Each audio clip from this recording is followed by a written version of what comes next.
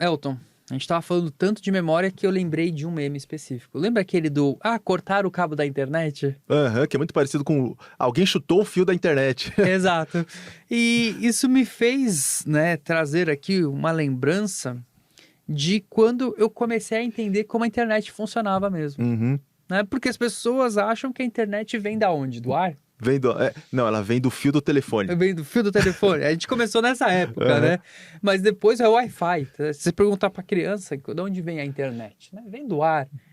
E vem, né? Se a gente pensar wireless, né, tal. Mas hoje, uma boa parte do tráfego, e não é uma boa parte, é muito do tráfego da internet, ele acontece por cabos, né? Então, existe satélites? Existe, mas eles são mais caros, tem latência, tem uma série de questões. Então, hoje, 95% quase do tráfego acontece em cabos. Mas eu tô aqui no Brasil e eu quero falar com alguém na Europa. Não é um outro continente? É um outro Como é que continente. faz? Cabos submarinos, Diogo. E esses cabos submarinos, eles têm esse nome porque eles passam debaixo do oceano, debaixo de mar, debaixo de muita água. E eu fico pensando e me perguntando se o meme, na verdade, não está correto. Porque, apesar de ser uma infraestrutura crucial e conectar continentes entre si, países entre si, uma cidade a outra, dependendo da quantidade de água que tem entre elas, a gente não está diante de tantos cabos submarinos assim. São cerca de 500 no mundo. Ou seja, eu fico me perguntando o seguinte: se a gente juntar vários times de futebol da várzea, vários caneleiros, e organizar direitinho, dá para chutar vários fios da internet e tirar o mundo da tomada. A gente tá brincando aqui, mas esse é um assunto sério, né, Diogo? Porque saíram várias notícias aí nas últimas semanas de uma possível sabotagem, né? Inclusive acontecendo não aqui na nossa região, somos pacíficos, nos damos bem com todos os nossos vizinhos, apesar da Argentina agora falar que vai construir uma cerca, né? Uhum. Mas a gente se dá bem com os nossos vizinhos, então aqui tá tudo tranquilo, mas a gente tá falando do Mar Báltico, Do né? Mar Báltico. Que é ali perto da Rússia, da Escandinávia e tal. Parece, Elton, que estão passando âncoras para cortar os cabos. Exato. Nos últimos meses, tem notícia de interrupção dos cabos submarinos que conectavam a Finlândia à Estônia, a Finlândia à Alemanha, que é a maior economia do bloco europeu, a Letônia à Suécia. E, à primeira vista, o primeiro candidato a sabotador na Europa é sempre a Rússia. Ainda mais porque ali no Mar Báltico, que separa esses países, é uma saída importante de navios russos. Mas a gente não está falando dos navios russos que são certificados, eles estão falando de uma frota fantasma de navios russos que levam e recebem petróleo, e eles fazem isso sem certificação, sem autorização e passando abaixo do radar, porque a Rússia está sob uma sanção desde que começou a guerra com a Ucrânia. Então, muita gente está preocupada sobre se o que está acontecendo ali é de fato uma sabotagem da Rússia, porque isso já aconteceu durante a Guerra Fria. Então, o que estão especulando é uma reedição desses ataques contra a comunicação da Europa por meio desses navios que passam arrastando correntes e destroem os cabos submarinos. Mas esse cabo submarino não é algo que dá para você romper facilmente. Para você ter ideia, o diâmetro dele é de 20 centímetros. E cada metro dele pesa entre 40 e 70 quilos. É uma coisa assim descomunal. Não dá para arregimentar o meu time de várzea e ir lá chutar esse cabo, que ele não vai ser rompido. Não dá para pegar uma roupa de mergulho e com uma tesourinha. Muito provavelmente não. Ou você vai ter que ir com uma senhora tesoura. É por isso que tem a dúvida e a especulação de que há uma sabotagem. Só que a gente tem que entender que esse receio, essa preocupação é fruto do nosso tempo, de desconfiar de que as coisas sempre são feitas por uma entidade externa e internacional que está disposta a atacar as comunicações. Porque tem muita gente séria e especialistas mesmo que veem essa questão de outro ponto de vista.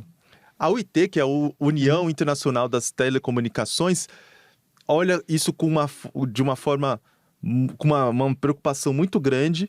E para eles, é super natural que os cabos se rompam. Tanto é que eles contam há muito tempo, não só com esses últimos episódios, que acontece isso 3 vezes por semana. E todo ano são na casa de 800 cabos se rompendo. E para eles, o que mais aflige os cabos, o que mais coloca em risco, são barcos de pesca e até tubarão. Tubarão mastigando o cabo. O tubarão mastigando o cabo. Pois é. Muita gente nem desconfia disso, né? Porque acho que isso é importante a gente destacar, né? Para as pessoas que não conhecem, nunca viram. O cabo, ele fica solto mesmo, né? Você não faz uma estrutura, você não faz um túnelzinho, nem teria como, né? Imagina assim, no Oceano Atlântico, no Oceano Pacífico fazer isso. Há um estudo, né, geológico, de onde tem menos instabilidade, menos tensões e tal, e aí você joga o cabo e ele fica, né? Então, Sim. o tubarão pode justamente mastigar. Sim, tem toda uma pesquisa de onde o cabo vai ser colocado, e não é porque a gente está falando de cerca de 500 cabos que eles não são muito extensos. As dimensões dos cabos é de quase 1,5 milhão de quilômetros de cabos submarinos no mundo todo. Dá para dar 30 voltas na altura do Equador, com toda essa quantidade de cabo.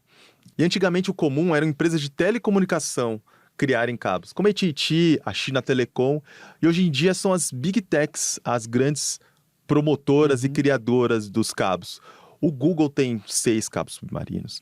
A Meta tem participação em 16 cabos submarinos. E agora ela está construindo um que tem 50 mil quilômetros e vai de uma ponta a outra do mundo, da América à Ásia, e é dedicado. Só ela vai usar aquilo. É claro que ela pode querer destinar alguma capacidade para outra empresa, mas a princípio é algo dedicado para ela.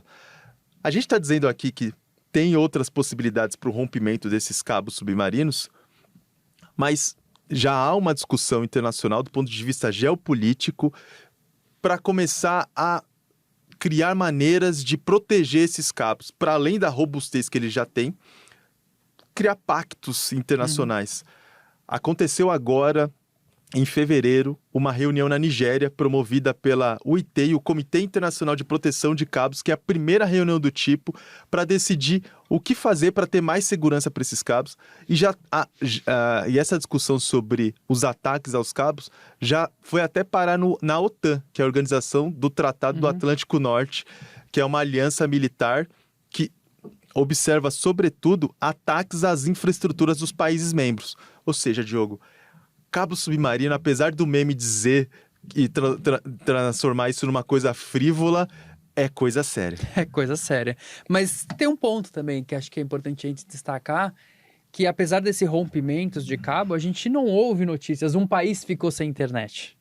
E isso mostra um pouco da própria resiliência da internet. Porque assim, se um cabo rompe, o tráfego vai passar por outro. Então, há uma troca, né? Então, essa maneira descentralizada e distribuída, né, da internet ajuda nessa resiliência, né? Então, eu não dependo apenas de um cabo, mas eu posso depender de outros, né? Então, se romper, vamos supor, né? Tô supondo aqui, não tô falando que é.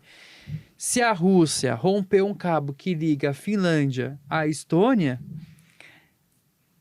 não quer dizer que o estoniano não vai conseguir acessar o joguinho produzido na Finlândia. Não, vai. Só que ele vai fazer um outro caminho. Então, essa resiliência da rede é o que fez a internet se tornar tão robusta também. Mas, de fato, é um desafio grande. Exato. Ninguém vai ficar sem Angry Birds. Não.